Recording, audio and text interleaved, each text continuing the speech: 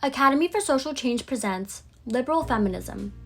I hate to hear you talk about all women as if they were fine ladies instead of rational creatures. None of us want to be in calm waters all our lives. This quote comes from Jane Austen's Persuasion, which was published in 1817.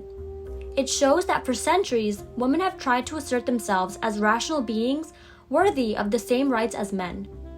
Liberal feminism advocates that women are rational beings. Thus, they have the right to choose and shape their personal and sociopolitical autonomy. Liberal feminism, unlike other feminist schools of thought, seeks equality through legal reform, not through revolution.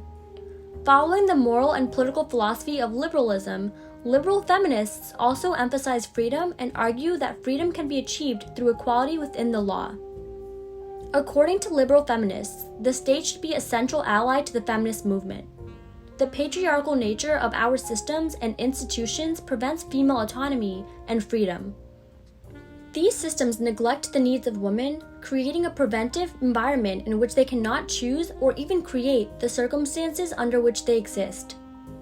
Therefore, recognizing the civic areas where women are not included and changing them to add women's necessities in the law is the only way to enable women's autonomy.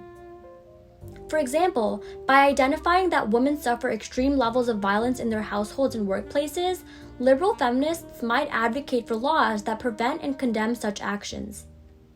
These laws would better reflect women's realities and help them shape their lives. Liberal feminists have been well known in many disciplines, ranging from Elizabeth Cady Stanton and Susan B. Anthony, who were suffragists, to writers like Virginia Woolf. In contemporary times, liberal feminism gained prominence in the 1960s, particularly after the publication of The Feminine Mystique, a book by Betty Friedan. During the 1960s, feminists who made it to the mainstream subscribed to a liberal feminist ideology. Thus, it is imperative to understand their ideology in order to make sense of their demands. Laws like the Equal Rights Amendments and the Violence Against Women Act were passed as efforts to eradicate patriarchal violence within American society. This focus on legislation sustained the belief that legislative change was the ultimate goal in the process of women's liberation. Many critiques of liberal feminism have surged in recent years. Critics mainly point out the absence of intersectionality within their analysis of autonomy.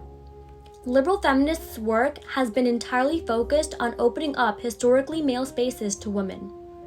This type of advocacy upholds the patriarchal idea that predominantly male activities hold more power or are simply better. Many feminists argue this does not dismantle patriarchal power dynamics, but rather makes a handful of women benefit from those systems of oppression, continuing the cycle of marginalization. Now it's your turn to think further. What are the limitations of using a liberal feminist framework when analyzing women's issues?